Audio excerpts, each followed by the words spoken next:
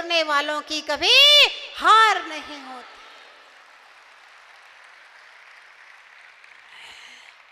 जिस बल्ब की रोशनी में अपन जीते हैं, आपको मालूम, इस बल्ब का आविष्कार एडिसन नाम के एक वैज्ञानिक ने किया। आप विश्वास नहीं करेंगे, जब एडिसन बल्ब का आविष्कार कर रहा था 9,999 बार असफल हुआ।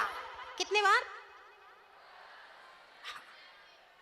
बल्ब का आविष्कार करते समय 9,999 बार असफल हुआ, और जब उसने 10,000वीं बार आविष्कार के प्रयोग किए तो वह एडिसन बल्ब का आविष्कार करने में सफल हो जाया करता है, जिस बल्ब की रोशनी पूरी दुनिया में जगमगा रही है।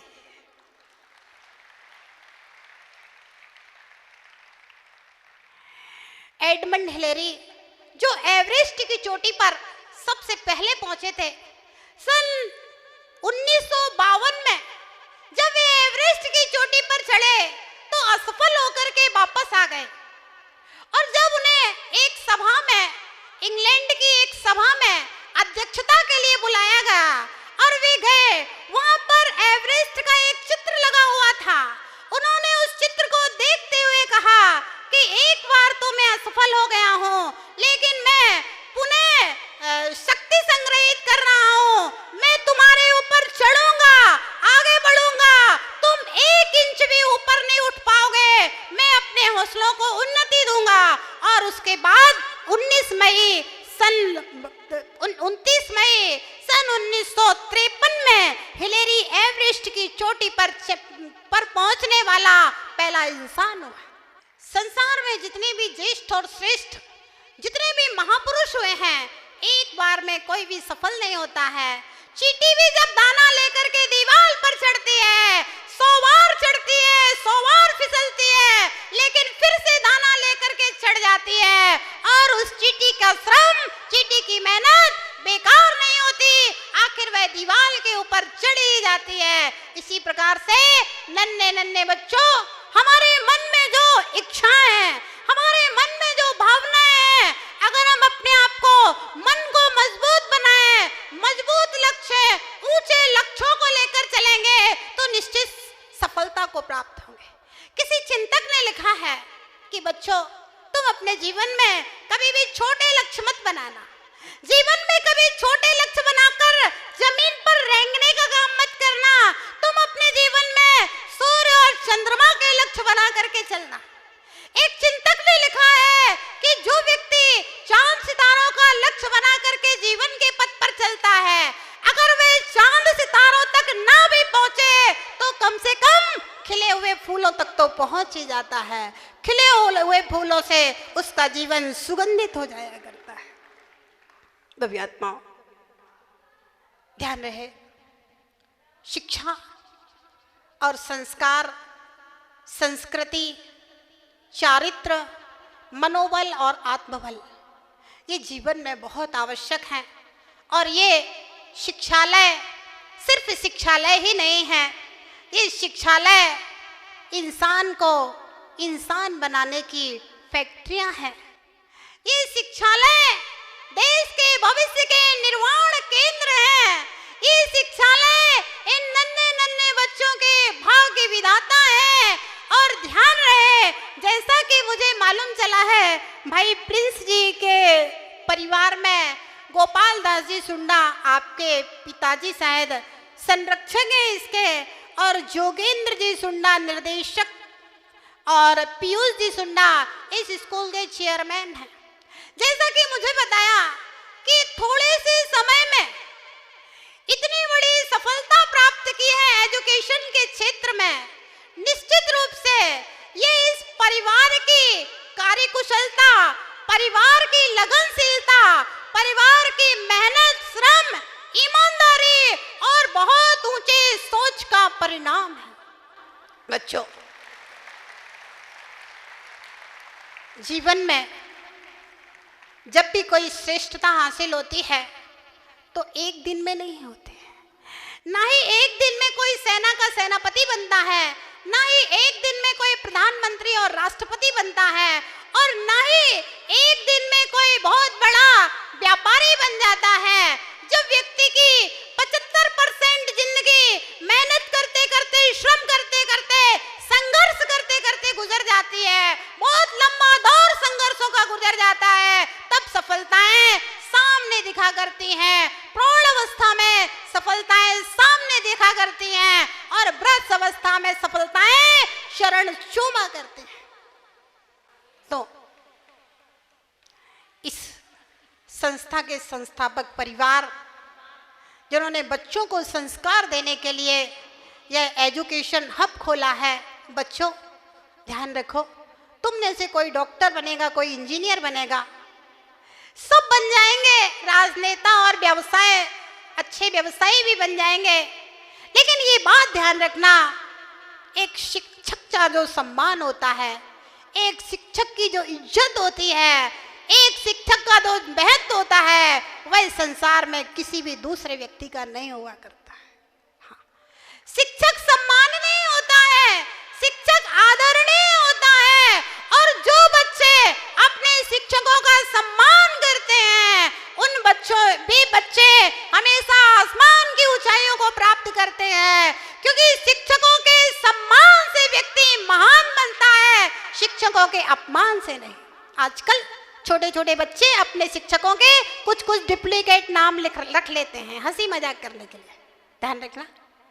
जो बच्चे इस तरह की नादानी करते हैं, अपने शिक्षकों के डुप्लीकेट नाम लेकर के पीठ पीछे उनको चिढ़ाया करते हैं, ऐसे बच्चे जीवन पथ पर कभी भी आगे नहीं बढ़ा करते हैं। ऐसे बच्चे केवल अपना समय हंसी मजाक में, इसी सब में निकाल देते हैं। वे कभी गंभीर, धैर्यवान और सहनशील नहीं बन सकते, और जिसके अंदर गंभीरता नहीं, धैर्यवान नहीं, सहनशीलता नहीं, गुरु के प्रति सम्मान का भाव नहीं है, विनय बिना विद्या नहीं, विद्या बिना ज्ञान, विनय के बिना विद्या प्राप्त नहीं हो सकती है। जब विद्यार्थी के अंदर गुरु के प्रति सम्मान की भावना होती है, तो विद्या अपने आप छम छम करके आती है।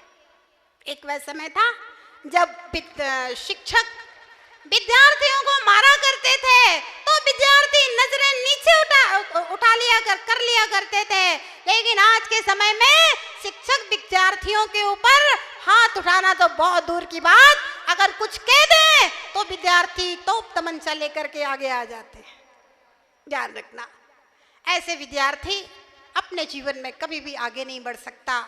तो बच्चों, अपने शिक्षकों का सम्मान करना सीखो, अपने माता पिता का सम्मान करना सीखो, और अपने देश का, अपने राष्ट्र का सम्मान करना सीखो।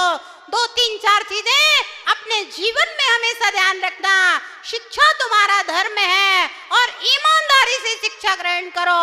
और दूसरी बात यह है, जीवन में हमेशा नशे और नशेची मित्रों से दूर रहना, उनकी संगति नहीं करना, क्योंकि शिक्षा दिमाग को ऊपर ले जाने के लिए है, दिमाग को खोलने के लिए है, और नशा दिमाग को नष्ट कर देने वाला होता है। तो जीवन में कभी नशे को मत अपनाना।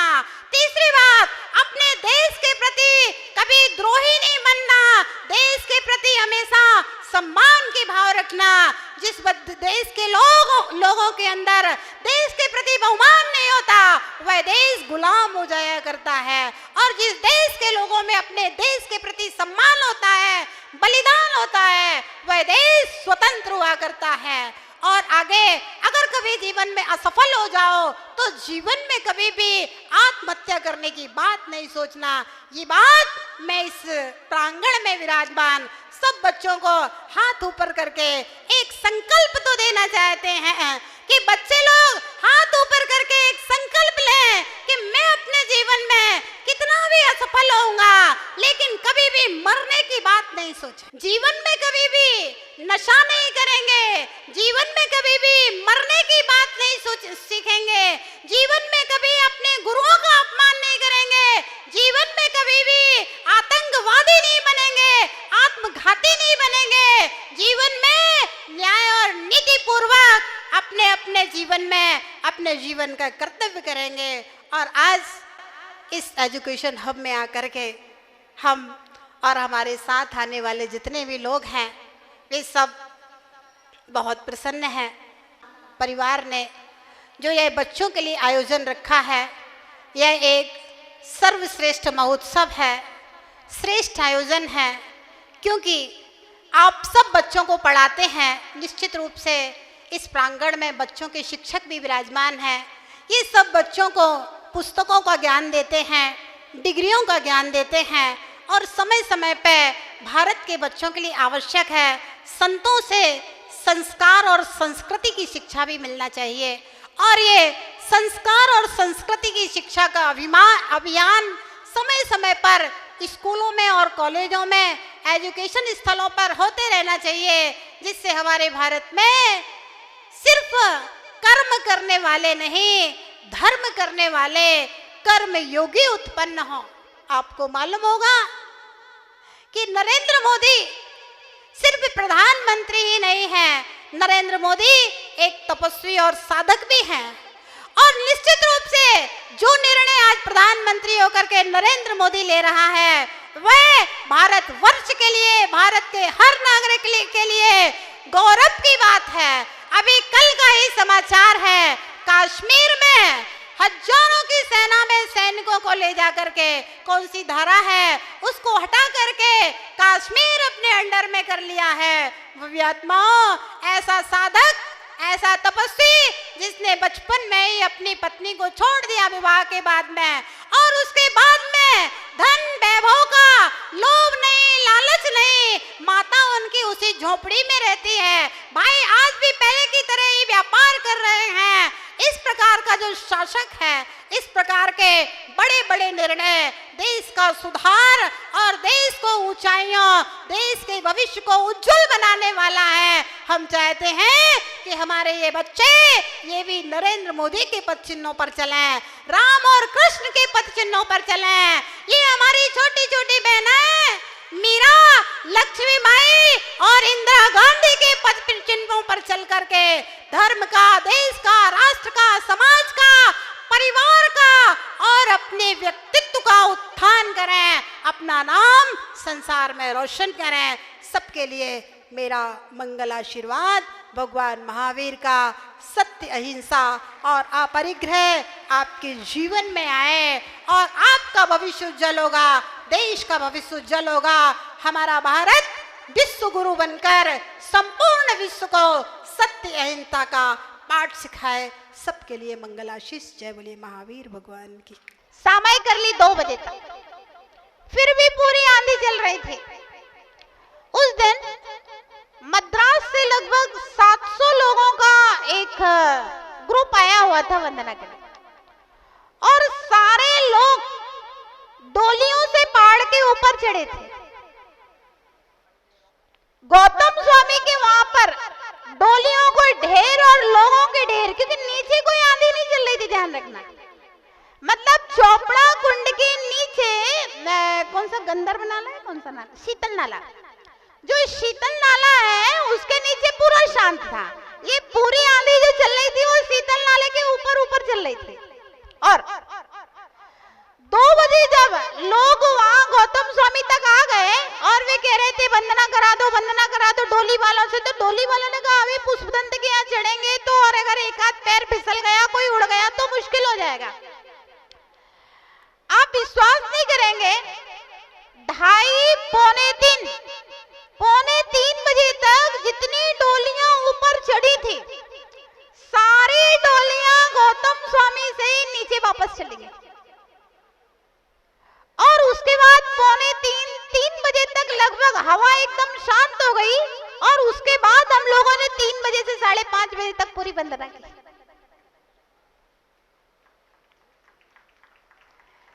तो आज भी श्री सम्मेद शिखर का ऐसा अतिशय है, अगर कोई पापी जीव वहां पर पहुंच जाए तो वो भूमि देवों के द्वारा रक्षित है, और उसके निमित्त से कहो दूसरे लोगों को भी पहाड़ की वंदना नहीं।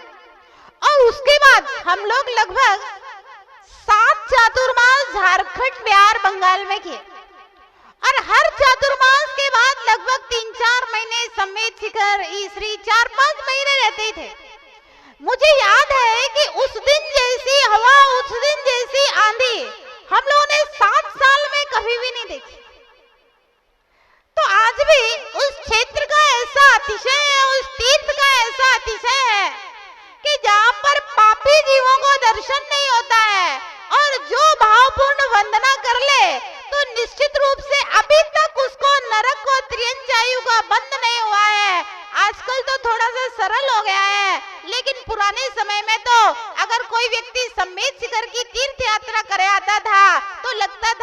तो ये बिल्कुल कृतकृत्य हो गया है। पूरा गांव उसका निमंत्रण करता था, पूरा गांव उसको माला पहनाता था, तिलक लगा करके सम्मान किया करता था। भैया समेत शिखर की वंदना करके आया है। और प्राय लोग घर गृहस्थी से निवृत्त होकर बच्चों की शादी करने के बाद में सम्मेत शिखर की वंदना के लिए जाते थे तो सोचते थे कि जा रहे हैं, अब लौट के आएंगे कि नहीं आएंगे, आए ना आए क्या भरोसा है। निश्चिंत होकर के घर से तीर्थराज की वंदना के लिए जाते थे। 4-4 महीने जाने में लगते थे, 4-4 महीने वहां रुकते थे और उसके बाद में फिर 4-4 महीने वापसी आते थे। लगता था साल भर का टूर है, सम्मेत शिखर जा रहे हैं तो। और अब तो सुबह गए, फ्लाइट में उड़ो जयपुर से सीधे कलकत्ता, कलकत्ता से मधुबन, मधुबन से कलकत्ता, फिर जयपुर और सीकर वापस आ जाए। ध्यान रखना, ऐसे तीर्थराज सम्मेत शिखर का आज के दिन, मोक्ष सप्तमी के दिन नजराई कुछ और है। हजारों और लाखों लोगों की भीड़ आज के दिन पर्वतराज के ऊपर चढ़ी होगी और चंदा प्रभु भगवान जहां से नीचे से चढ़ने का रास्ता होता है वहां तक लंबी लाइन हम लोगों ने देखी है। वे लाइन है क्योंकि बहुत लंबे समय तक शिखर जी में रहे हैं।